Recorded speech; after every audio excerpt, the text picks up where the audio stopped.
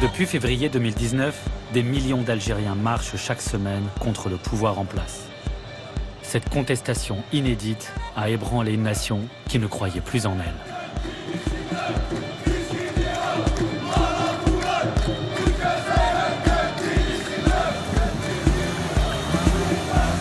Qui aurait misé sur cette nouvelle révolution algérienne à l'ambiance de kermesse, se propageant d'Oran à Alger, d'Annaba à Tamanrasset?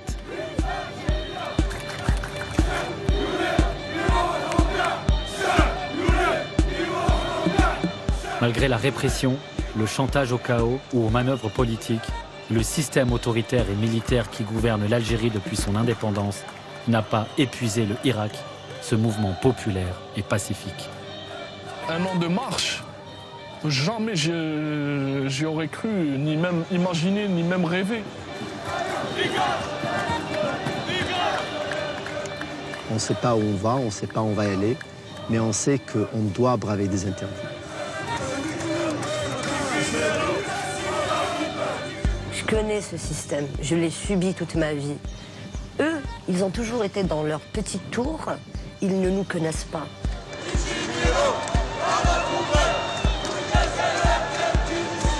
Je me dis que me casser de ce pays n'est pas une solution. Mais casser le gouvernement actuel, ça c'est une solution.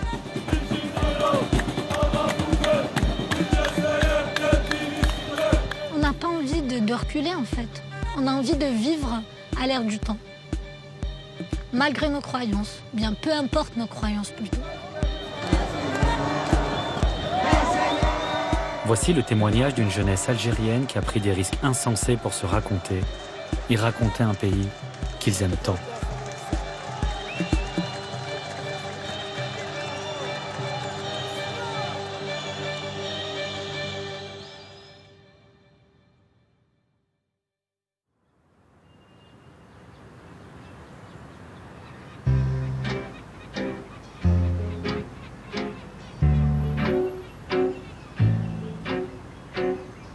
En Algérie, plusieurs centaines de manifestants ont défilé aujourd'hui dans le centre d'Alger et dans plusieurs autres localités du pays contre la perspective d'un 5e mandat du président Abdelaziz Bouteflika. Manifestation également dans les rues d'Alger cet après-midi pour dire stop à Abdelaziz Bouteflika. Des milliers de personnes ont bravé l'interdiction de défiler pour s'opposer à un 5e mandat du président algérien. 22 février, le jour même, on n'avait pas trop compris ce qui s'était passé. Moi, je me rappelle, j'étais de garde la veille. Je suis rentrée à la maison et je me suis endormie. Bon, j'avais entendu des rumeurs comme quoi on allait marcher, etc. J'y ai pas cru. Je pense que j'étais comme tout le monde. On était tous un petit peu abattus. On se disait qu'il n'y avait plus rien à faire, que tout était fermé, il n'y avait plus aucune issue.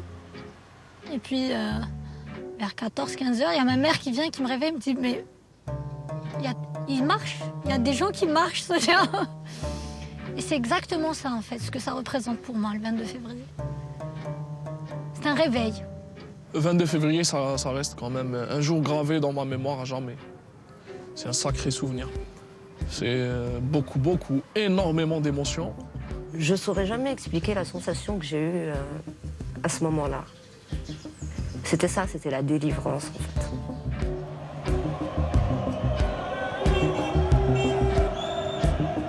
Le 22 février, je me rappelle, je suis sorti tout seul. J'y croyais pas. Pour moi, on allait être une cinquantaine, une centaine maximum. Et qu'on allait se faire embarquer.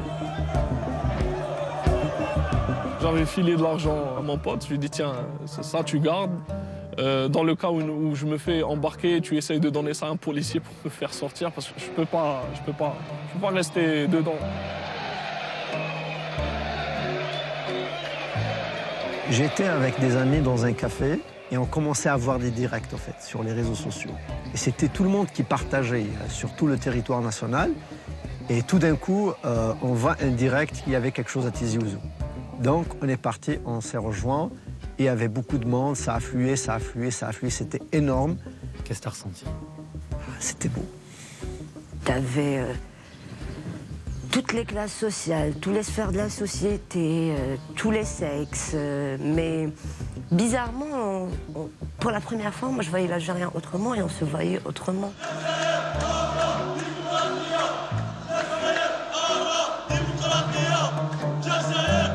En fait, c'est vraiment la révolution qui est née ce jour-là. Là, j'ai vraiment repris un grand espoir, je vais dire. J'ai repris le grand sourire. Je me suis dit, là, c'est la bonne. Là, on avance. On était juste pour la première fois tous là avec un objectif en commun.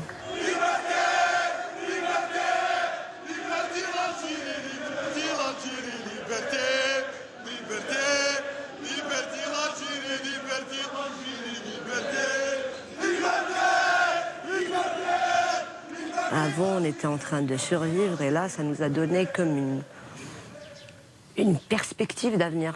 Il y en a marre, il y en a marre, il y en a marre, tout simplement, il y en a marre. On veut que nos enfants vivent dans une Algérie prospère, une Algérie développée, une Algérie qui a tous les moyens. Ils nous ont tout volé, ils ont tout pris, ils ont tout foutu. Regardez comment Alger est devenu, regardez Alger, comment ils l'ont massacré. Regardez bien, regardez, on veut reprendre notre Algérie, c'est tout.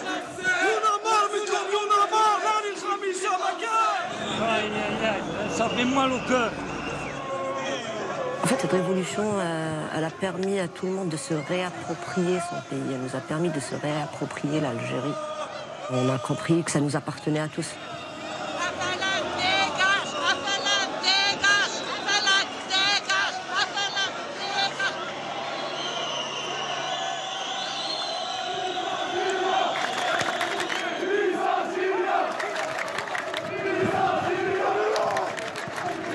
Quand Oran est sorti dans la rue pour dire non au 5e mandat, ça c'était incroyable. Parce qu'à Oran, les gens ne sont pas politisés, la plupart. Ils s'en foutent, mais royalement.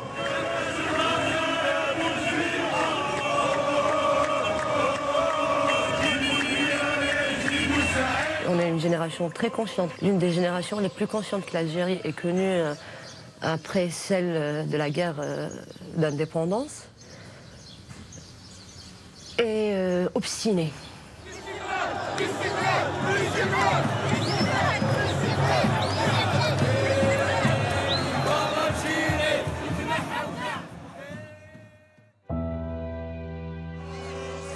Le 5 juillet 1962, les Algériens célèbrent l'indépendance. Enfin la liberté après 132 ans de colonisation française. Des millions d'Algériens chantent à la gloire du Front de Libération Nationale, le FLN. Tous nous voudrons vivre ensemble dans la paix et nous sommes très contents et la joie de la dépendance totale avec notre peuple algérien. Qui aurait pensé que 57 ans plus tard, tout un peuple se mettrait à crier « FLN dégage ». Le libérateur deviendra l'oppresseur. Le FLN finira par cadenasser le pays, spolier ses richesses et son histoire. 62, l'indépendance, et elle est vite passée en fait. On nous a volé notre indépendance. On nous a volé notre pays. Et c'est pour ça que tout est à refaire. C'est qu'on n'a pas eu l'occasion de construire le pays qu'on voulait, que nos grands-parents, nos arrière-grands-parents ont voulu. Ceux qui avaient la décision, ceux qui avaient le contrôle de l'école, ceux qui avaient le contrôle de l'armée, ceux qui avaient le contrôle de l'économie, ceux qui avaient le contrôle de la politique, ceux qui avaient le contrôle de la justice, c'était eux les responsables. Et je pense que les gens qui ont pris les rênes après 62 ont volé ce rêve et ont détruit ce rêve. Quand tu vois certains maquisards, quand ils te parlent de l'indépendance, ils ne te parlent pas de la chose politique, mais ils te parlent de ce qu'ils ont subi sous la colonisation. Donc l'indépendance ne signifie pas pour eux lever le drapeau à l'ONU ou quelque chose comme ça, ou bien parler en arabe à l'ONU, comme certains le voient. Eux, c'était juste de se sentir humain, de se sentir vivre en dignité dans leur propre pays. Ma grand-mère est partie en France récemment. Et ça fait des années, elle ne voulait pas y aller. Partir en France après tout ce qu'ils nous ont fait, c'était un truc très difficile pour elle. Bon, elle est partie, ça lui a plu. Elle s'est dit, ouais, finalement, ça va, c'est terminé, mais le vécu de la guerre, elle l'a encore en elle. Et le vécu de la guerre de ma grand-mère, ça s'est transformé en angoisse, anxiété, qu'elle a transmis à ses enfants, qui eux ensuite ont vécu d'autres traumatismes.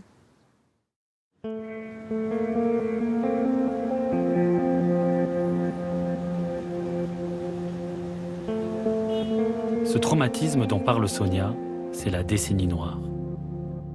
Au début des années 1990, l'armée interrompt les élections législatives. Son but, empêcher le Front islamique du salut de prendre le pouvoir. Les plus radicaux prennent le maquis. Un conflit commence entre l'armée et des groupes islamistes. L'Algérie va alors sombrer dans l'horreur.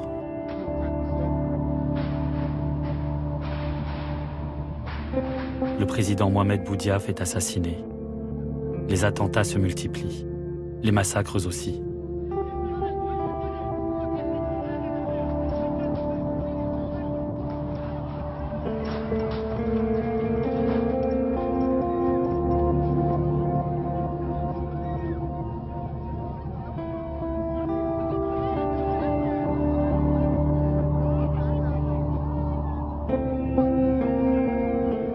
L'Algérie survit dans une nuit interminable qui durera une dizaine d'années.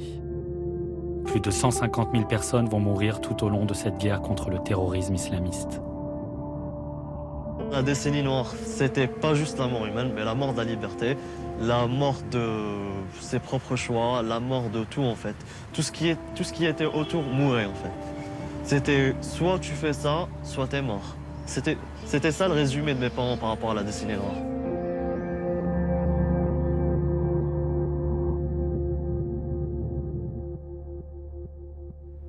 Quand on voyait le GT de 20 heures, on voyait donc le degré de violence, donc les corps déchiquetés, les corps des terroristes retrouvés ou bien abattus et les armes qu'on a retrouvées.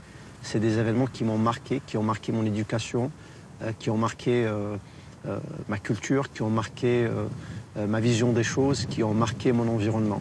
Nous, on a grandi avec tout ça, avec tous ces traumatismes. On a peur de sortir la nuit, on a peur d'aller dans la forêt.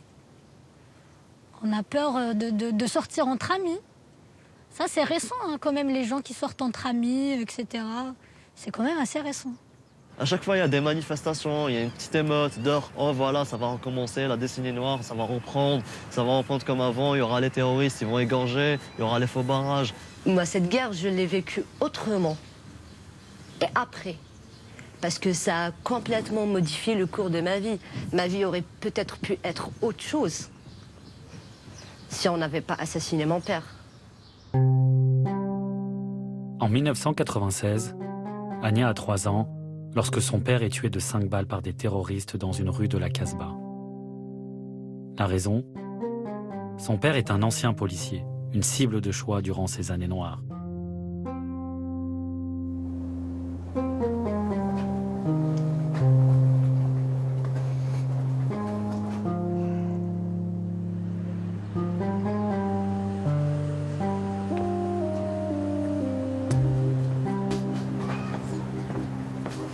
Mon papa me rappelle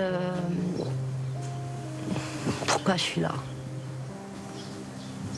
Qu'en fait, peu importe ce qui arrive, il faut toujours te battre et vivre.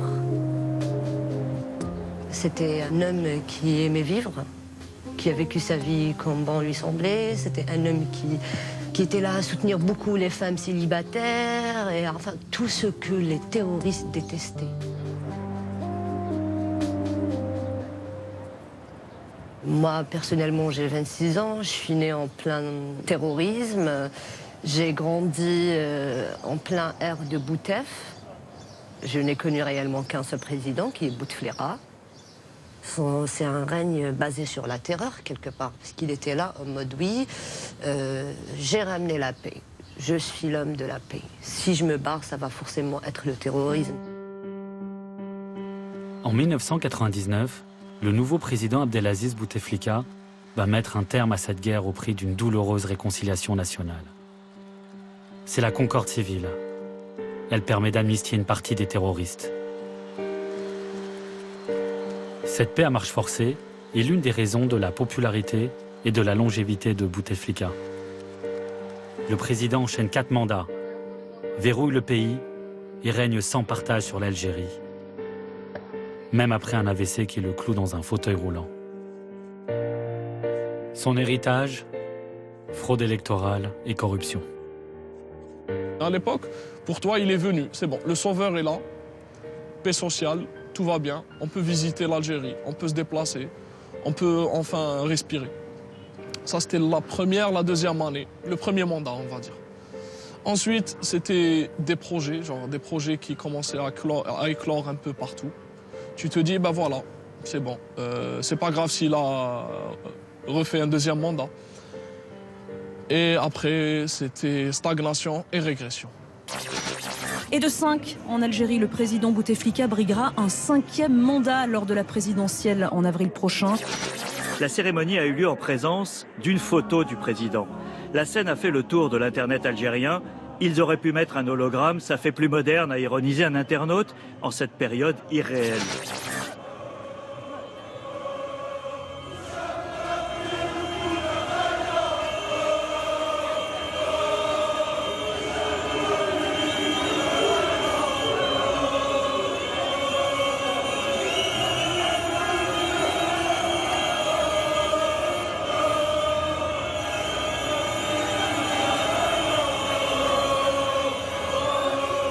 On a supporté la misère, on a supporté la pauvreté, on a supporté la corruption, on a supporté plein de choses. Mais se foutre de notre gueule à ce point, c'était plus possible. Vraiment, c'était un coup de nerf pour les jeunes. Comment un gars que peut-être qu'il n'arrive même pas à pisser comme tout le monde, va, nous, jeunes de 20 ans, nous gouverner? Non, ça, c'est pas possible. Parce que c'était quand même humiliant, c'était vraiment humiliant d'avoir un président dans une telle situation qui va se présenter pour un 5e mandat. 20 ans de Bouteflika, on n'a connu que ça. La corruption a atteint son paroxysme, la déliquescence de l'État a atteint ses limites. C'était un vide total. C'était vraiment, on avait peur que Bouteflika allait passer.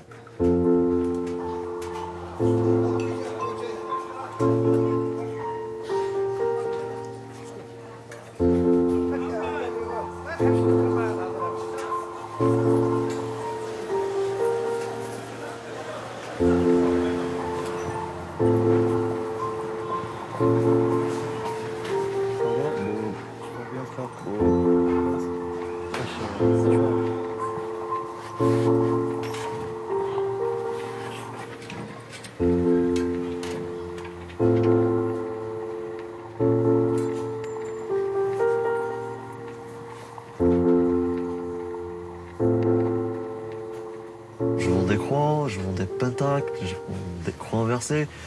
Je dirais même aussi des pendentifs marijuana, des trucs qui sortent de l'ordinaire en fait. Donc dans ce magasin, il y a plein de trucs que les autres commerçants, je veux dire, que trouvent tabou. Il y a beaucoup de clients qui viennent me demander, si j'achète le collier, ça, tel collier, est-ce que je vais avoir des problèmes d'or? Est-ce que vous-même, vous avez des problèmes? C'est des questions qui me reviennent assez souvent. Je leur dis, voilà, même si un jour il y a quelqu'un qui vient vous parler, il y a quelqu'un qui vient vous faire chier comme ça dans la rue, il faut pas se taire, faut jamais se taire. Tu peux porter ce que tu veux, c'est ton corps, c'est ta propre personne en fait. Si tu veux porter un patac, tu le portes, si tu veux porter une croix, tu la portes. Donc je dirais que ma petite boutique, c'est plus un côté rebelle que commercial en fait.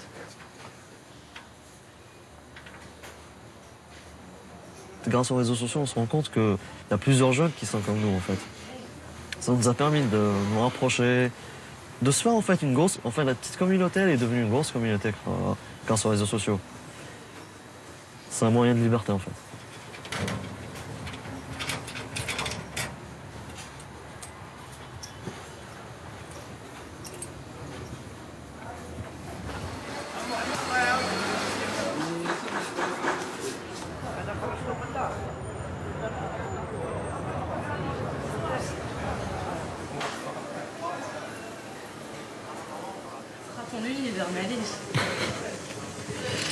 J'ai oublié mes bagues. Mais vous tirez dessus.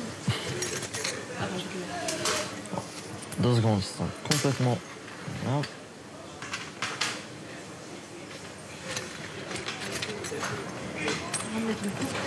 C'est...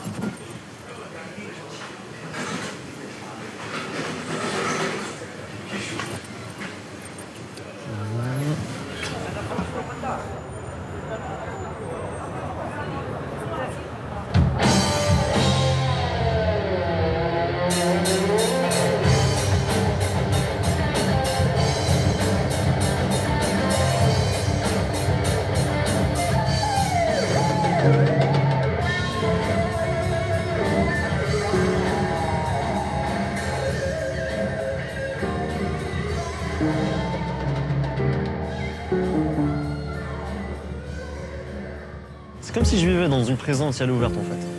On t'empêche de vivre ta jeunesse.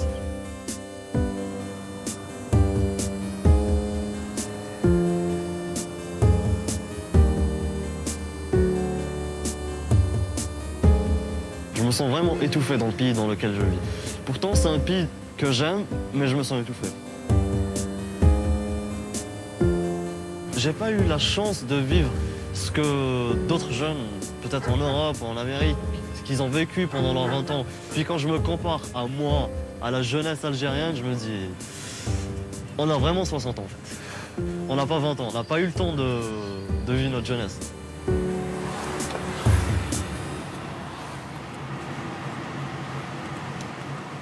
Quand on sort d'un concert de métal, genre, on est en mode, c'était bien. Tous les problèmes que tu as eu pendant toutes les semaines, toute cette rage que tu as en toi, tout en fait. Tu les fais en sortant en criant, en sautant, en étlinguant, tu peux tout faire en fait. Il n'y a personne qui te regarde. Ça, c'est genre, quand tu rentres dans un concert de métal, tu sens que tu es rentré dans un autre monde. Tu te dis, ah, je suis plus dans la société que j'étais là, il y a 2 minutes dehors.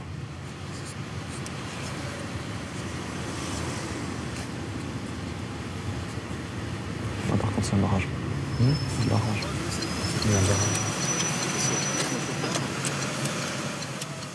Avoir 29 ans et avoir la vingtaine en Algérie, généralement, c'est d'avoir les larmes aux yeux.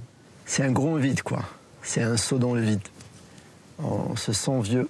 Franchement, à 28 ans, je me sens fatigué, usé, irrité.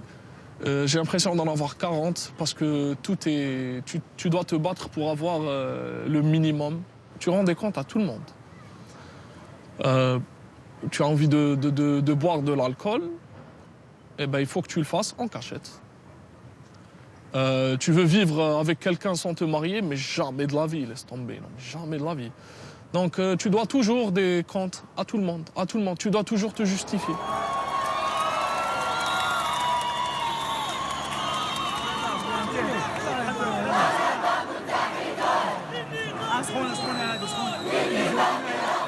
Ce pays te fait du mal, te fait perdre ton temps, ta jeunesse, ton énergie, tout. Il t'écrase, il te dévitalise. Il te laisse comme ça marcher, errer, va errer comme ça jusqu'à ta mort.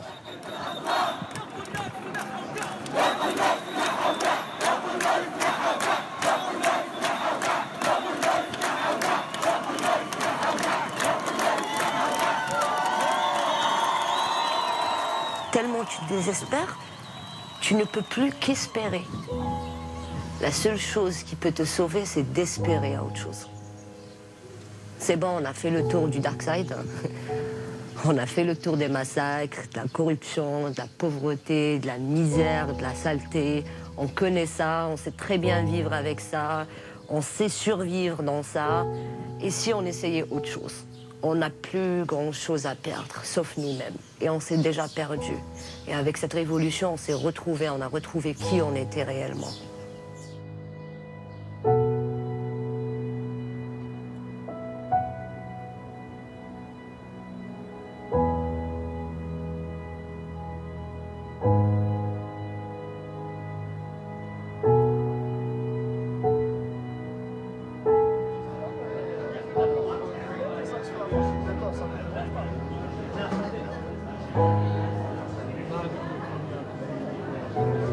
Les gens suivent l'actualité. La majorité avant, c'était que les vieux dans les cafés, les retraités. Et les quelques militants par-ci, par-là. Là, c'est tout le monde qui suit l'actualité et qui se politise. Ça, c'est magnifique. Ça va? Ça va? Tu vas bien? Ça va, Sahbi? Bien? Alhamdulillah. C'était combien ça? C'est un petit coucou à cette personne. Vas-y. C'est lettre au président.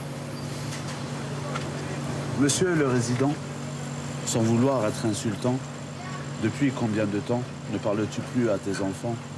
Où sont donc tes beaux discours énoncés vaillamment? L'époque de l'Algérie, mon amour, où est-elle donc maintenant? Et la détresse de mes frères qui traversent désespérément la mer, ils ont déjà connu l'enfer, mais que comptes-tu donc en faire? En ta faveur, tout est permis, ton système est corrompu. Et cette politique de déni venant de tes élus imbus, je n'insulte guère, au contraire, ce que je dis n'est que vérité. Et moi, dans tout ça, j'écris en silence ces chuchotements.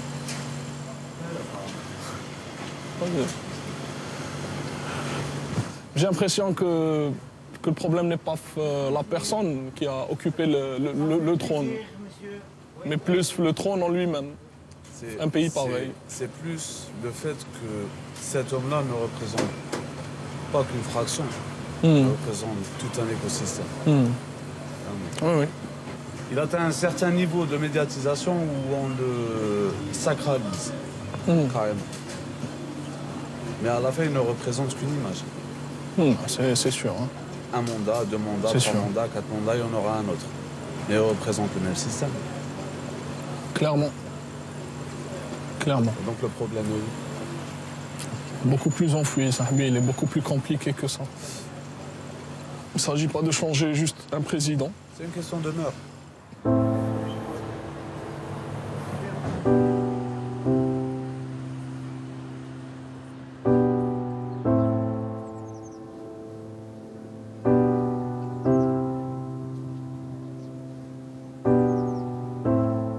C'est assez compliqué d'être une femme. C'est souvent des petites agressions, souvent on est plus surveillé que les hommes. Au moindre faux pas, on est plus jugé, j'ai envie de dire, par la société qu'un homme, par exemple. On a moins droit à l'erreur qu'un homme. Déjà culturellement, sociologiquement, la femme, elle a beaucoup de mal à se faire une place. La femme, elle est souvent agressée, elle est souvent scrutée. Et peu importe son milieu, hein, peu importe le milieu, hein, peut être chez les démocrates, entre guillemets, dans un milieu plus conservateur, etc. Une femme a toujours beaucoup plus de soucis qu'un homme. Le code de la famille, par exemple. Ailleurs, il n'y a pas ça. Ça, c'est propre à nous. Le code de la famille, la femme éternelle mineure, la femme qui n'a pas le droit de se marier sans son responsable. On est sous tutelle, à vie.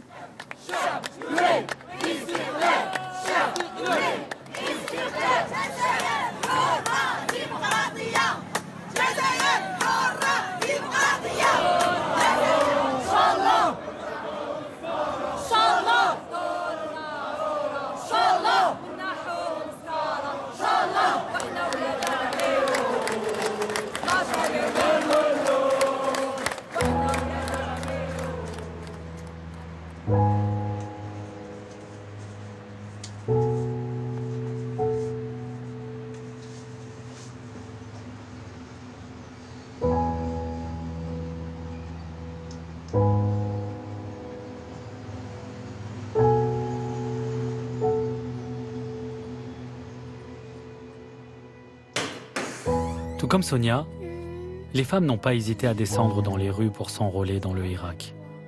Les Algériennes ont toujours été de tous les mouvements de revendication et de toutes les guerres du pays.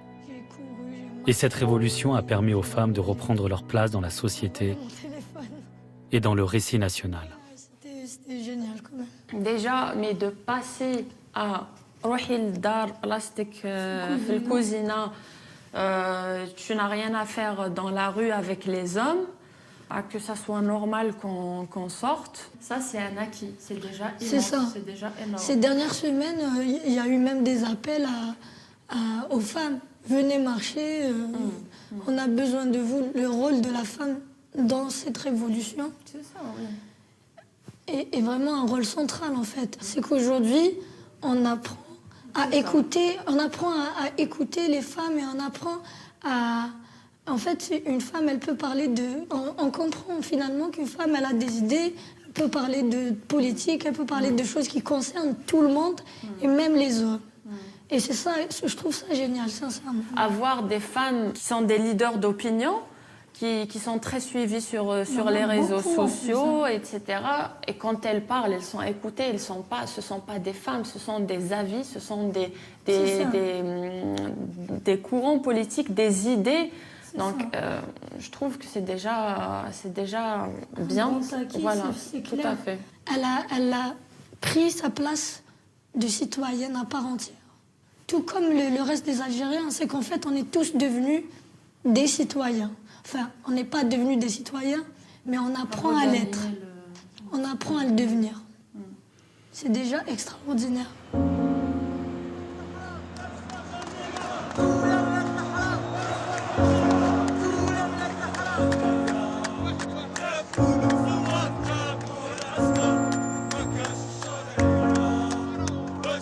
On a été des citoyens démissionnaires.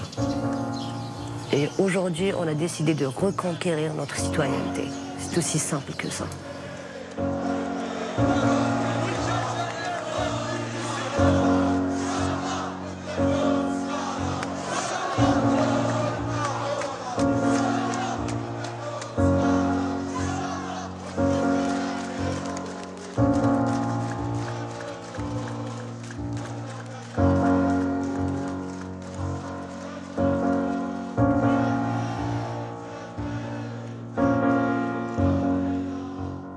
Moi, ce qui m'a surpris le plus, c'était l'humour qui se transmettait à travers les slogans. Le mieux, c'était un slogan d'une jeune fille qui disait « Bouteflika, vous n'allez même pas avoir le droit de mon soutien-gorge ».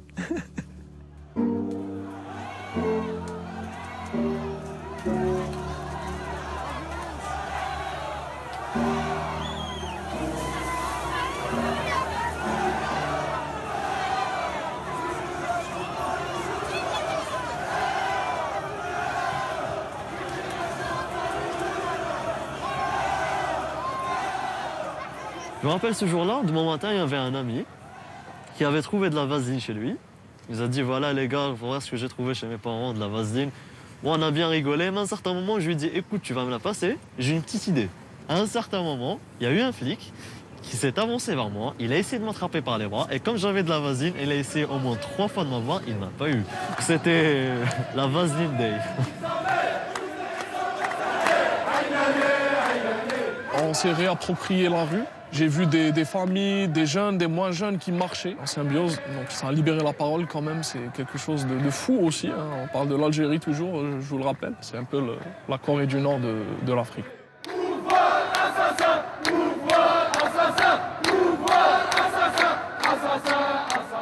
Il y a un événement qui m'a marqué. C'était à Alger. On marchait, on s'est retrouvés dans un carré d'islamistes. On marchait tous ensemble, on criait les mêmes slogans, on avait un même objectif.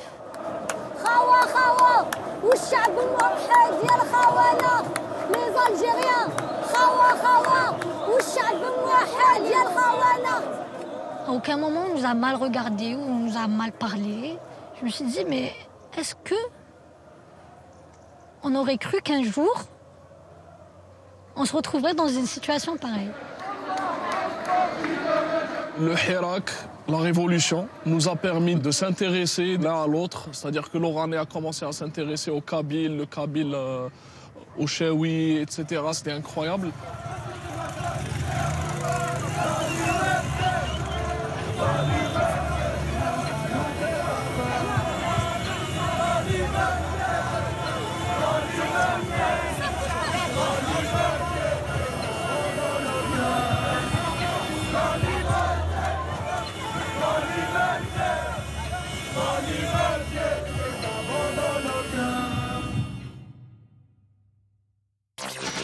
Abdelaziz Bouteflika va démissionner après plus d'un mois de manifestations dans tout le pays. Les moins de 20 ans, en effet, ne s'étaient jamais réveillés sans Bouteflika au pouvoir. Les manifestants veulent maintenant la chute de tout le système. Immédiatement, des milliers de personnes sont descendues dans les rues d'Alger pour crier leur joie, mais aussi...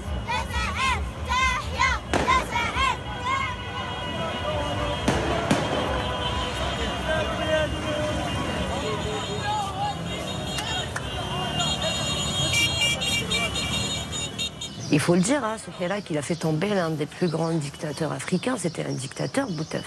Moi et des millions de personnes comme moi, on a réussi à le faire sentir comme ça et à le sortir de la plus petite porte qu'il soit. L'humiliation qu'il a subie, lui, est pire que toutes les humiliations qu'il nous a fait subir à nous.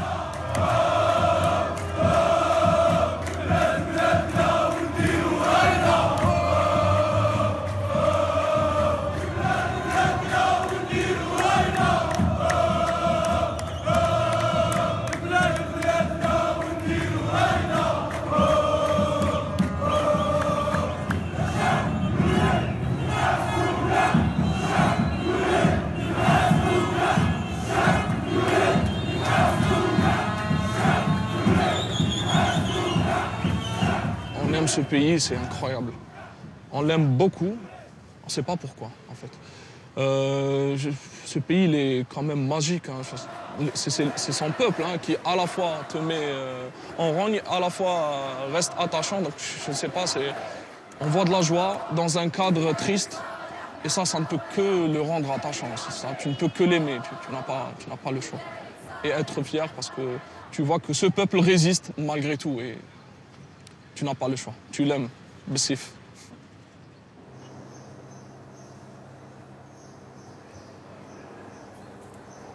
Pour moi, le Hirak n'est pas encore une révolution. Ça n'a pas encore changé les paradigmes des choses. Ça n'a pas encore changé le système. Ça n'a pas encore ébranlé le noyau dur du fonctionnement du système algérien, qui est la primauté du militaire sur le politique. Après la démission de Boutef, le vernis de la démocratie a craqué et on a vu qui dirigeait le pays réellement. C'était la junte militaire. Cet homme est le chef d'état-major des armées, le général Ahmed Gaïd Salah. Soutien indéfectible de Bouteflika, il a fini par le pousser à la démission et s'est imposé comme l'homme fort du pays, en s'affichant comme le protecteur de la nation et de la Constitution. Boutef, il a été placé par les militaires. Zarouel, c'était un militaire. Boumediene, c'était un militaire. Ça a toujours été les militaires. Et ça n'a plus lieu d'être. Le général a beau mettre des proches de Bouteflika en prison, les manifestants le perçoivent comme un membre du clan du président déchu. Rien ne calme la colère populaire. Le chef d'état-major cristallise les rancœurs du peuple et incarne le visage du système algérien. Ahmed Gaïd Salah multiplie les discours en cherchant à briser la révolte. Mais comment casser cette dynamique révolutionnaire? Le pouvoir a l'idée de faire interdire leurs démarches les drapeaux amazirs, l'emblème berbère que revendiquent notamment les Kabyles. Le régime espère ainsi jouer sur la corde régionaliste et diviser les Algériens. En vain.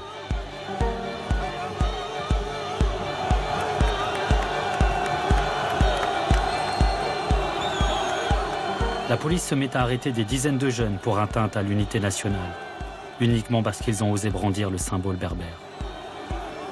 La répression s'accentue. Mais la génération Bouteflika n'a plus peur de se faire embarquer à la moindre contestation et de finir en prison. En fait, ils sont plus ou moins zarma pacifiques, les flics, entre 14h et 17h. Ça a toujours été le cas depuis un an, ça n'a pas changé. Tu sors la matinée, tu te fais embarquer. Après 17h, tu te fais gazer.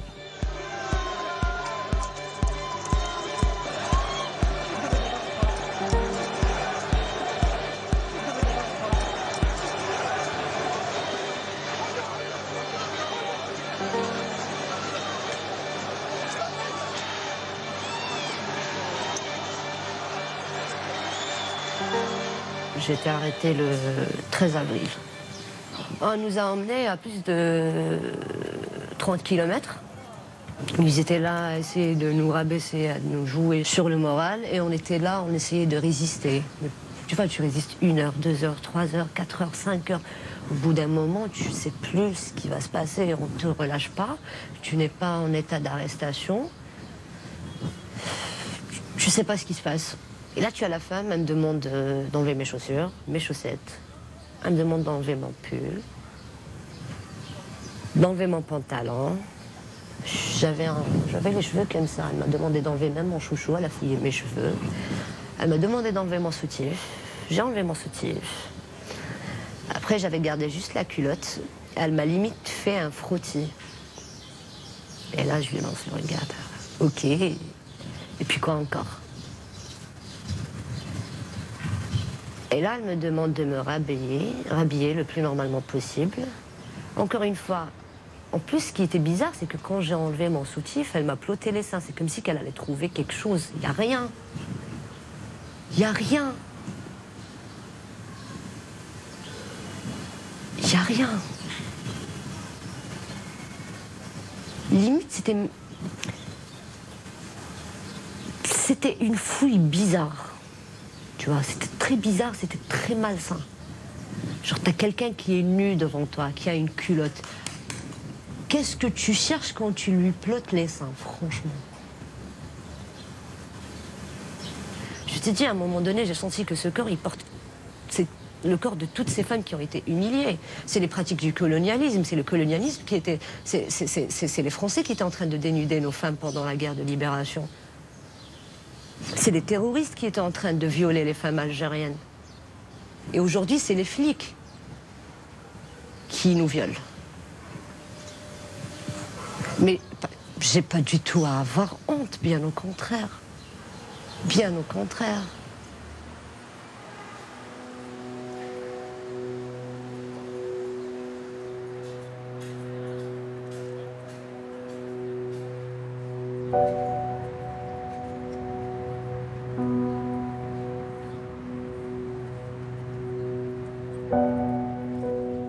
Aujourd'hui, y aller jusqu'à dire que c'est une dictature, je ne le conçois pas ainsi. Mais c'est un régime totalitaire, en fait. C'est un système que je peux qualifier comme étant mafieux. Donc on a recours à la ruse, on a recours à la corruption, des comportements d'une bande. Vouloir être avocat, c'est parce que j'ai voulu être militant. Et la façon la plus efficace pour être militant, c'est d'être avocat. Parce que ça te donne cette capacité de défendre les gens, de défendre la justice, de comprendre ce que les gens subissent profondément. Ça te donne vraiment cette capacité de t'exprimer. Je m'occupe aussi des dossiers principalement des détenus d'opinion et des dossiers politiques. Et là, on va voir des choses incroyables. À force que j'analyse les dossiers que j'ai sur mon bureau, je réalise que la justice est un organe corrompu jusqu'aux os, qu'il n'y a aucune liberté de décision, que pour des simples affaires, des fois, on sent qu'il y a un recours à une hiérarchie supérieure pour demander le jugement qu'il faut prononcer.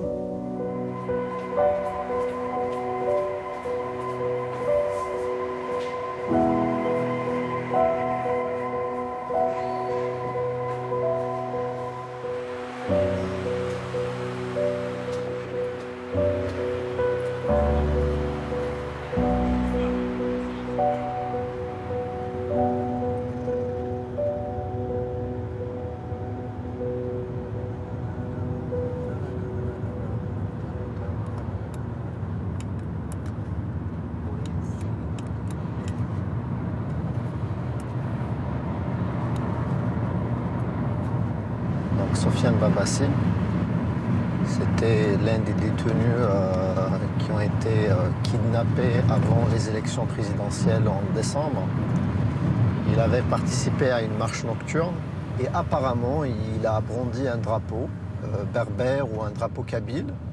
Donc c'est pour cela qu'il a été après poursuivi et arrêté. Mais en réalité, ce n'est pas seulement la cause. Beaucoup de jeunes ont été arrêtés pour un oui, pour un non. Et on lui aura collé l'étiquette d'atteinte à l'unité nationale. Et c'est pour cela qu'il a été après, pour être juste, kidnappé par les services de sécurité en allant chez lui. Et quand on l'a visité donc avec mes deux confrères en prison, on l'a trouvé dans un état lamentable. Et on a trouvé des traces des séquelles de la torture qu'il a subie. Il y avait même des traces de morsures. Et c'est un récit absolument très grave. Donc on va y aller le voir. C'est pour la première fois que je le vois depuis sa sortie de prison. Donc voilà.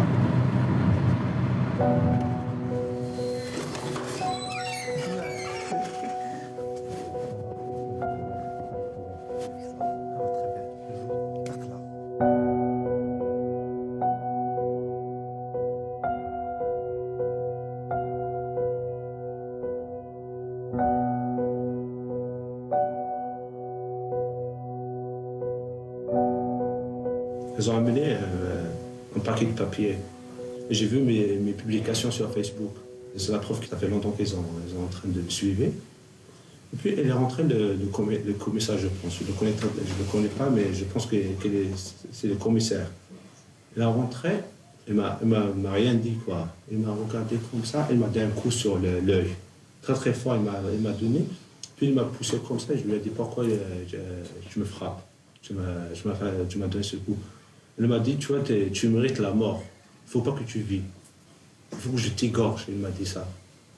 Ils ont profité de mon malaise et puis ils ont mis mes empreintes sur le PV.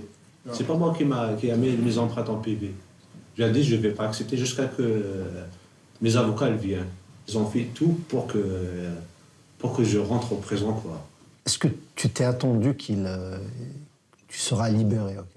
En réalité, j'ai pas attendu, quoi. C'était allongé comme ça dans la prison.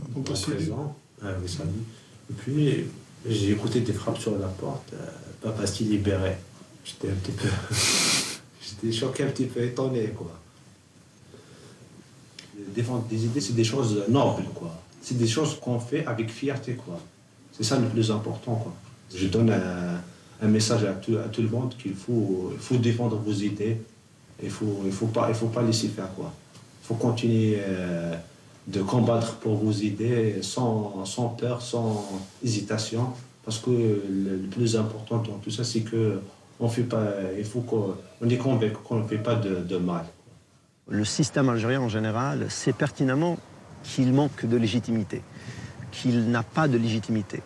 Et pour asseoir sa légitimité, donc, il faut sentir avec une manière perpétuelle qu'ils sont supérieurs, qu'ils ont le pouvoir d'opprimer, qu'ils ont le pouvoir d'acheter les gens, qu'ils ont le pouvoir de dire telle et telle élite est corrompue.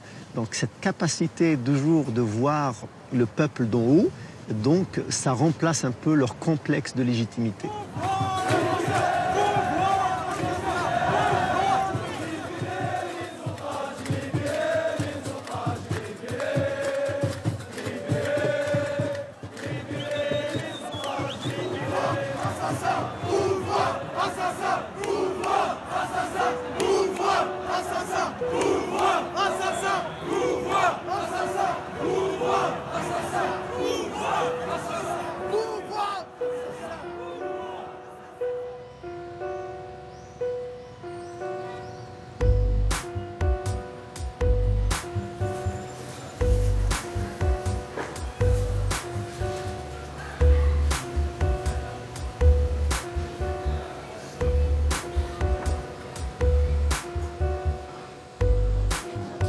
Le général réussit enfin à imposer une élection présidentielle. 5 candidats se présentent. Le favori est Abdelmajid Tebboune, 74 ans. Il a été plusieurs fois ministre, et même éphémère Premier ministre de Bouteflika. Au moment du scrutin, son fils est en détention provisoire pour une affaire de cocaïne. Face au Irak, le régime vient de se régénérer avec un pur produit du système. Mais la rue ne lâche rien, refusant ardemment toute élection avec la bande, dénonçant des fraudes et boycottant en masse le vote. En Algérie, Céline, le nouveau président Abdelmajid Tebboune dit tendre la main au mouvement de contestation populaire inédit qui secoue l'Algérie depuis près de 10 mois. Et aujourd'hui encore, au lendemain d'une élection présidentielle largement boudée avec seulement 40% de participation, des manifestations monstres ont eu lieu dans de nombreuses villes du pays.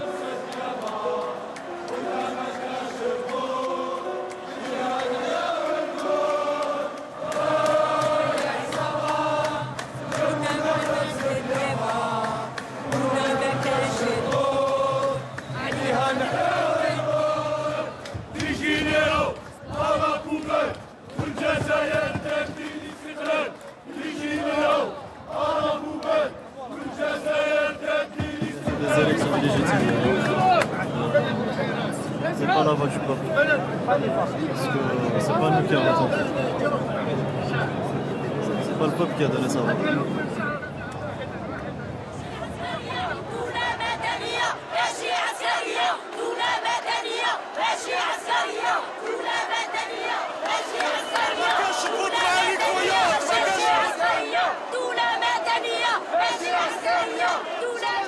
Personnellement, j'ai pensé qu'il y avait ce sursaut, qu'on allait dépasser tous nos traumatismes de l'histoire. Mais à fur et à mesure, je voyais que ça ne marchait pas. Donc personnellement, j'ai perdu ce sentiment. Je l'ai perdu quelque part. Et c'est pour cela que je vois qu'on est retombé au point de départ. L'Algérie va changer, mais pas tout de suite. J'y crois, franchement, de moins en moins, malheureusement. C'est-à-dire que je vous parle d'un résultat que je pourrais voir, moi, de mon vivant. Je pense pas. Hein. Je pense pas.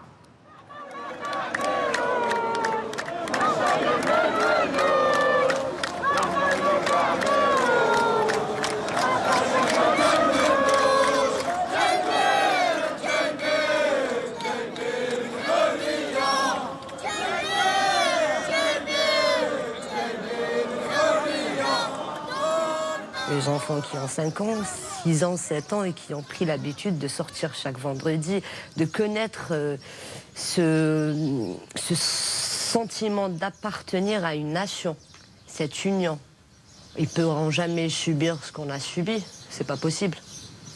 Et ça, c'est notre plus grande victoire, je pense. C'est ça l'investissement, le vrai investissement qu'on a fait. C'est ça le hirak.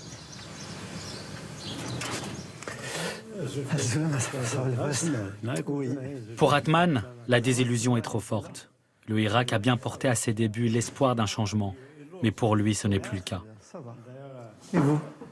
Ce soir-là, il dîne avec 2 amis, un opposant politique et un militant des droits de l'homme, qui sont loin de partager son désespoir. Voilà.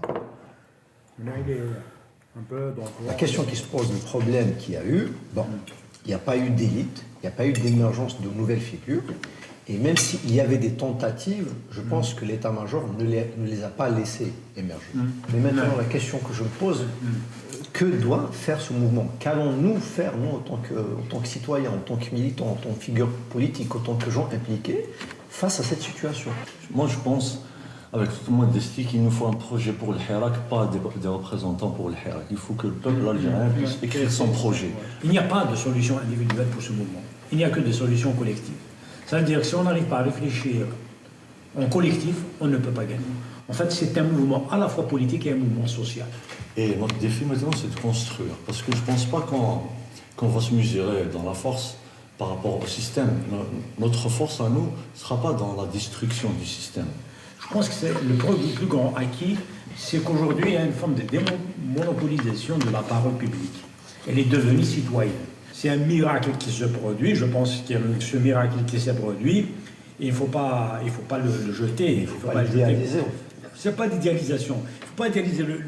C'est un mouvement historique. Et dans un mouvement historique, il y a des hauts et des bas. C'est peut-être pas notre génération. C'est peut-être des gens qui ont 15 ans, 10 ans, qui vont se retrouver dans une Algérie démocratique. Mais l'essentiel, c'est qu'aujourd'hui, nous avons des bourgeons. Et ces bourgeons, c'est ça notre rôle. C'est de les cultiver, c'est de les protéger contre les agressions pour qu'ils puissent donner demain les fruits nécessaires pour construire l'Algérie de demain. C'est le défi. Les gens, quand ils ont détruit le mur de Berlin, personne ne pensait qu'en détruisant le mur de Berlin, toute l'Union soviétique allait disparaître.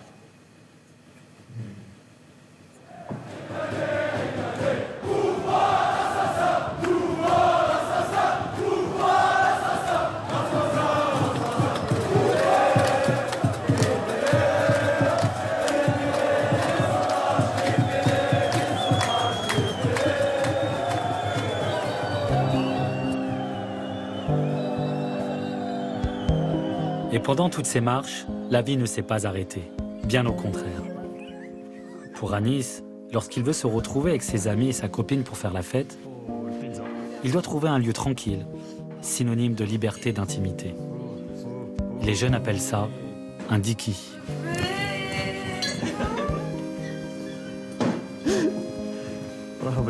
Allez-y doucement. Non, pas de polygamie avec des boules de pestis. Pas de Tu vas la faire tomber. Tu vas la faire tomber. Tu vas la faire tomber.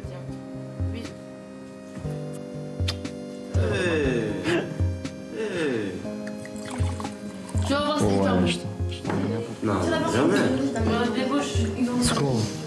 Secours.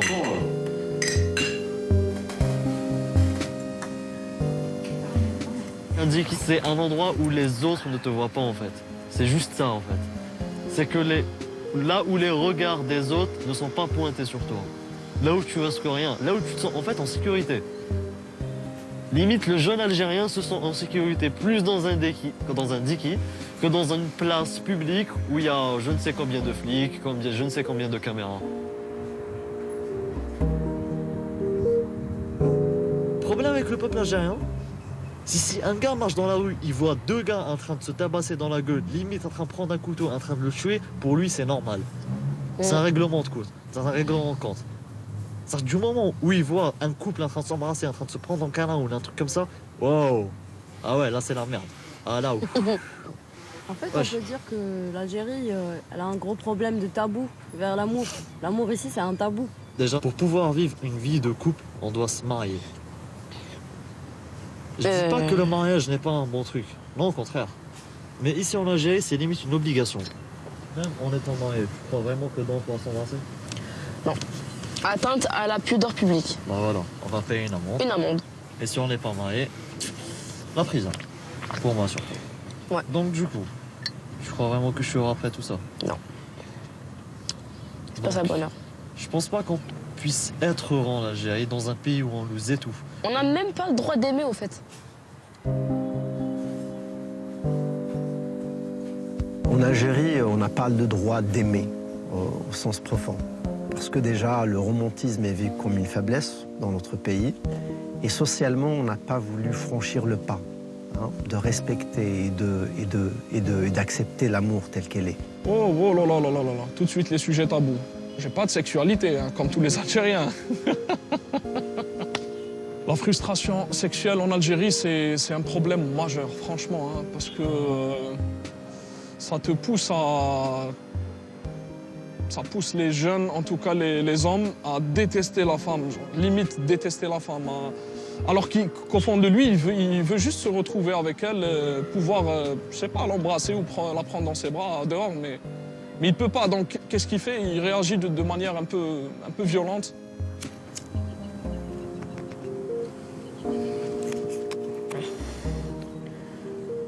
Là, j'en ai marre. Pourquoi? À 20 ans, déjà, la dépression. T'as le stress de la famille, t'as le stress de la société, t'as le stress des études, t'as le stress des mecs. Ouais. La routine d'une fille, quoi, genre en Algérie. À 20 ans, en fait. Ouais. Tu souffres à 20 ans, en fait. À 20 ans, genre à 20 ans, t'es à l'étranger, t'es là, tu vis ta meilleure vie, t'es en boîte de nuit, t'es avec tes potes. Bah là, t'as rien, genre. T'as rien, en fait. T'as un cinéma, 2 cinémas, puis t'as rien, en fait. Il y a des programmes pour eux, il y a des films qui sont censurés parce qu'ils contiennent des scènes érotiques, on va dire. Ici. Ouais. Exactement. Le tabou de la femme qui se masturbe. Comment tu peux connaître tes plaisirs si tu n'as pas le droit de te masturber ou de voir du porno? Exactement. Le problème, c'est qu'il faudrait instaurer une éducation sexuelle. Ce pays a besoin d'une éducation sexuelle. Les parents sont contre. Justement, les parents sont contre, mais... Ils croient que c'est obscène.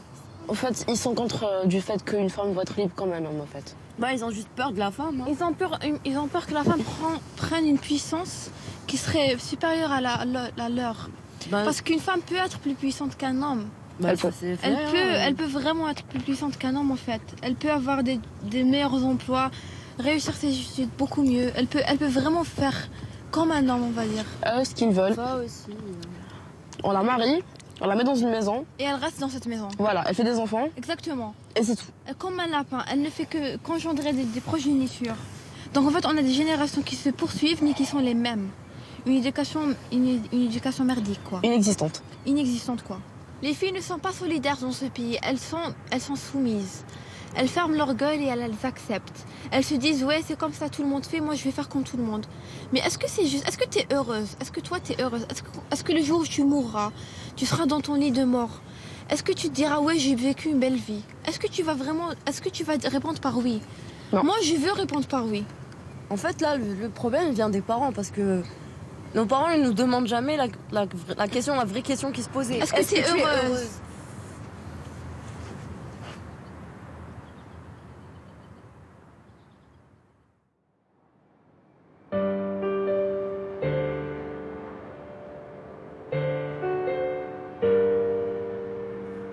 Sont-ils heureux ces jeunes en Algérie?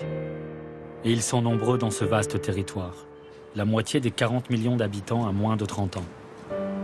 Oui, cette révolution a rendu un fol espoir à cette jeunesse. Au point qu'une partie d'entre elles n'a plus cherché à s'évader à tout prix du pays. Mais depuis, des centaines de gamins, comme les Haragas, s'enfuient de nouveau à bord de radeaux de fortune pour tenter de rejoindre l'Europe. La corruption les étouffe, le piston et le népotisme les ont minés. Le chômage est trop pesant, atteignant officiellement les 26%. Plus rien ne va. Même Mehdi, ingénieur en génie civil mais au chômage, n'y arrive plus.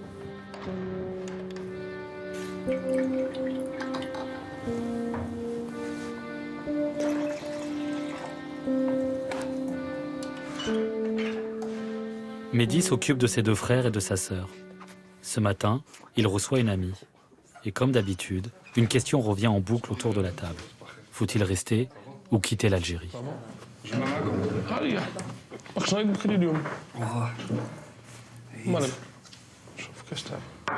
Tu sais ce qu'on disait, c'est que les jeunes d'ici, quand ils partent ailleurs, en France, en l'occurrence, c'est la destination la plus convoitée. Dans leur tête, une fois sur place, c'est bon, c'est réglé. Tous leurs problèmes sont réglés. Alors que c'est une image, c'est pas la réalité, c'est une image, c'est un fantasme qui est là. Moi, par exemple, les gens de mon entourage qui sont dans l'optique de partir en France pour s'installer, légalement ou illégalement, me disent toujours que c'est toujours mieux de vivre là-bas qu'ici, machin. Et quand je demande, ils me disent oui, c'est plus facile. On est moins frustré, on peut sortir quand on veut, il y a moins de tabous. Pour les mecs qui me disent ouais, il y a des nanas, on peut sortir en boîte. Mais c'est une image parce que moi, par exemple, tous ceux que j'ai vus qui sont partis, à chaque fois ils te disent oui, c'est beaucoup plus difficile que ce que je croyais. Et je suis persuadée que si les jeunes Algériens pouvaient voyager plus, pouvaient sortir plus, je suis persuadée qu'ils ne s'acharneraient pas autant à vouloir partir à l'étranger vivre. Ça c'est clair. أجو حلوة مرحبا هذا وين كملت قراية؟ أمل؟ أنت كتبان لك راك باغي تقعد هنا ولا تروح ولا؟ ما دابا نعيش ليه كيما صح قرايه قادر نوصل للجامعة وكاع مي خدمة اللي راني باغي نخدمها ما كاش أنا. علاش؟ اش راك باغي تخدم أنت؟ ندير ديزاينر أوتوموبيل. تسمى كي تبان لك أنت لافنير تاعك هنا كي راك تشوفه هنا في الجزائر؟ نشوف والو. والو سيتادير والو. تانيك شي زعما كاركتير تاع الناس. تاع الناس. مابقاتش زعما نتأقلم معاهم. لاتش ما يعرفوا والو زعما صوالح اللي ناظرهم يكونوا عكس. مابقاتش زعما نزيد معاهم حاجة ولا. Ça me fait toujours quelque chose quand je parle à mon petit frère et que je lui demande par rapport à son avenir. Il me dit, je vois du noir. Moi, je vois mon avenir flou en Algérie. Mais lui, il voit du noir à 17 ans. C'est incroyable. Hein. C'est-à-dire que j'ai tout fait pour essayer de lui redonner espoir, en quelque sorte, mais ça ne marche pas. Ça marche pas. Rester ici pour mon petit frère et s'épanouir, ça, c'est impossible. Quand je vois ma ville comme ça, je la trouve très très belle. Je suis aussi nostalgique, donc je ne sais pas, je ne pourrais jamais être objectif, mais je la trouve très belle. Sa beauté, on n'en doute pas, mais non, parce que c'est une ville triste. Après, bon, on a beau dire qu'on l'aime au rang, mais quand tu vois quand même, quand tu vois le port avec un bateau qui est prêt à t'emmener à quelques kilomètres d'ici, tu as autre chose, ça donne envie. Pour revenir plus inspiré, plus fort. Non, mais tu reviendras. On reviendra. Ne serait-ce que pour quelques mois. Mais le besoin que tu as et que j'ai de respirer, finalement, c'est le cas de tout le monde, j'ai l'impression. Hein. Oui, pourquoi? Parce que c'est un délabrement général. Ah, non, mais pas Oran, c'est pas Oran, c'est un pays comme l'Algérie parce que tu as un passeport qui sert pas à grand chose. Tu peux pas aller où tu veux, vraiment quand tu veux. Ça joue aussi sur le moral. Tu n'as pas le choix. Si on avait le choix, peut-être qu'on serait resté en sachant qu'on peut aller, qu'on peut bouger à tout moment. Mais là, tu ne peux pas. T'as peu de chance. Du coup, tu respires beaucoup moins. Tu étouffes limite. T'as pas de liberté. Rien.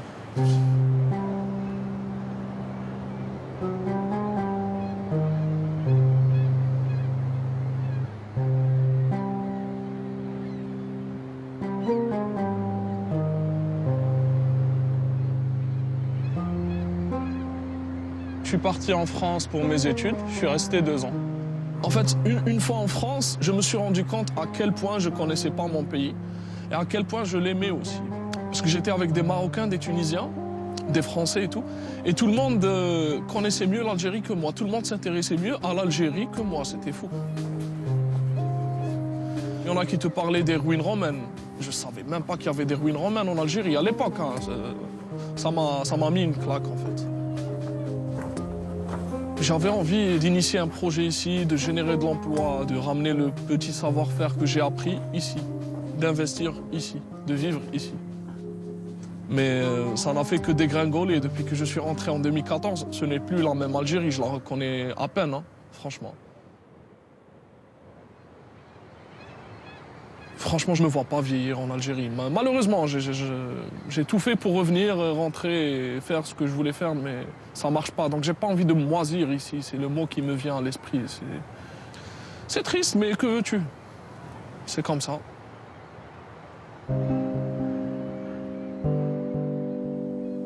C'était mon rêve de vivre en Algérie, de construire ma maison en Algérie, de me battre pour mes idées en Algérie, de rester dans cette Kabylie, dans ces montagnes.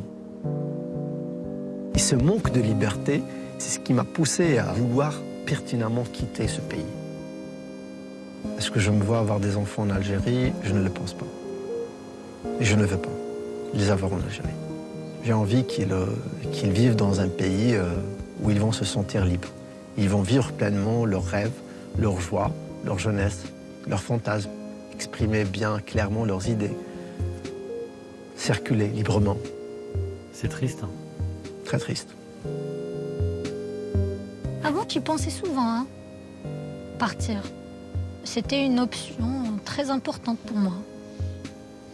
Donc si je réussis à vivre ici, comme je l'entends, j'ai pas besoin d'aller ailleurs.